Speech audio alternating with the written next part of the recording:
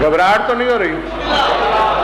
تو میں نے جب قرآن سے پوچھا تو قرآن نے 6 ظاہری حقیقتوں کو غیب بتایا اور 3 باطنی حقیقتوں کو.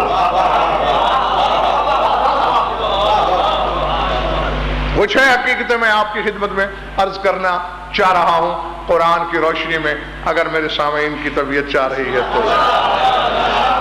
پہلی یہی آیت جو سورہ یوسف سے میں نے پڑھی، سبھی جانتے ہو، جو جانتے ہو اس کے لیے میں آپ کا وقت ضائع کرنا ہی نہیں چاہتا، کہ جب بنیامین کو حضرت یوسف نے پیالے کی گمشدگی کے عذر سے روک لیا تو جو کچھ حضرت یعقوب کو بیٹوں نے جا کے کہا وہ قرآن میں مندرج ہے. شک ہو تو قرآن ابھی ممبر پہ لاؤ. باپ کے سامنے ہاتھ جوڑ کے کہہ رہے ہیں، یا اباؤنا ان ابنک قد سرق وما شہدنا الا بما علمنا وما كنا للغیب حافظین. بابا جانی آپ کے بیٹے نے چوری کی، وما شہدنا الا بما علمنا، اور ہم نے وہی گواہی دی جسے ہم جانتے ہیں. وما كنا للغیب حافظین، ہم غیب کے نگران نہیں ہیں. یعنی جب پیالہ چوری ہو رہا تھا ہم موقع کے گواہ نہیں کہ واقعی اس نے چرایا یا نہیں.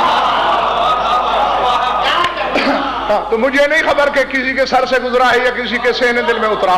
تو اب قرآن نے یہ درس دیا ہے، ما كنا للغیب حافظین، ہم محافظ نہیں غیب کے، کہ جب پیالہ چھپایا جا رہا تھا اگر ہم موقع پہ گواہ ہوتے تو بتاتے کہ واقعی یہ چور ہے یا کوئی دوسرا. تو قرآن نے بتایا کہ گواہی کے موقع پر موجود نہ ہونے کو غیب کہتے ہیں.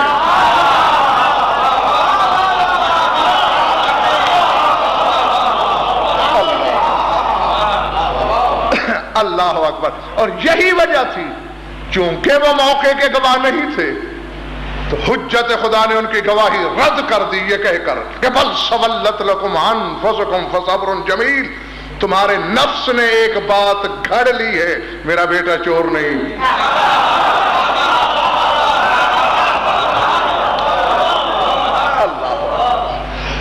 سمجھ میں آ گئی بات دوستو؟ گواہی کے موقع پر نہ کوئی صاحب نہ ہونا غیب، یہ پہلی قرآنی تعریف غیب کی. آگے چلے، وہ بھی جعفر صاحب سورہ یوسف میں ہی ہے. جب حضرت یوسف کو زندان سے بلا رہا ہے عزیز مصر کہ میں تمہیں اپنا مقرب بنانا چاہتا ہوں، وزارت عظمیٰ کا منصب دینا چاہتا ہوں، بلکہ خود میں تخت چھوڑ کے تمہیں تخت نشین کرنا چاہتا ہوں. تو یوسف نے پیغمبر سے کہا کہ جاؤ اپنے بادشاہ سے کہو پہلے زنان مصر کو جمع کرے، ان سے میری بریت لے، پھر زندان چھوڑوں گا.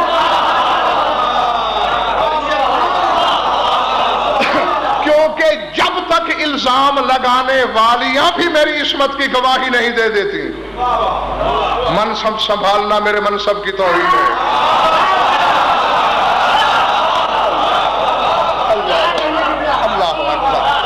عزبت للہ.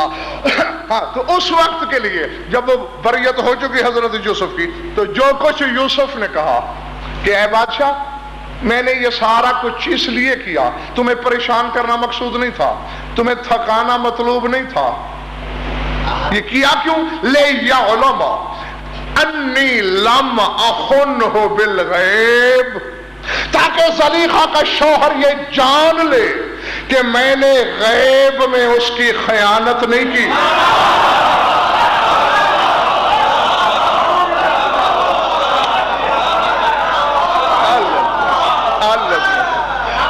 تو میرے خیال سے کہ اب سارا کا سارا مجمع سمجھ گیا ہوگا اس بات کا کہ یہاں غیب سے مراد کیا ہے؟ پیٹھ پیچھے ہونا. کہ میں نے عزیز مصر کی پیٹھ پیچھے اس کی خیانت نہیں کی. تو قرآن نے بتایا کہ جو پیٹھ کے پیچھے ہو وہ غیب ہوتا ہے.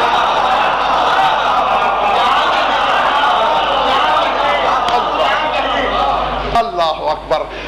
گھبرا گھبراہٹ تو نہیں ہو رہی میرے سامنے کو؟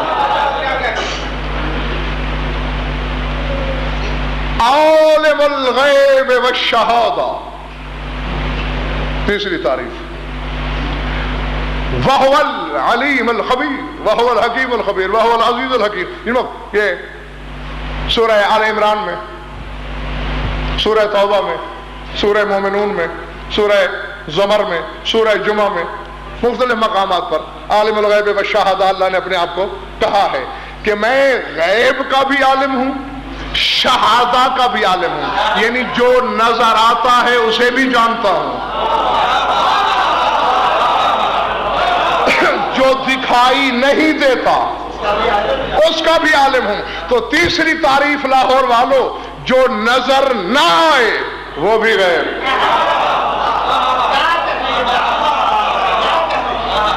جی بس 5 منٹ نہیں تھکنا اور پھر آپ کے فیصلے کے لمحات شروع ہو جائیں گے۔ چوتھی تعریف، نقوی صاحب پورے 3 مقامات پر اللہ نے جب اپنے حبیب پر قرآن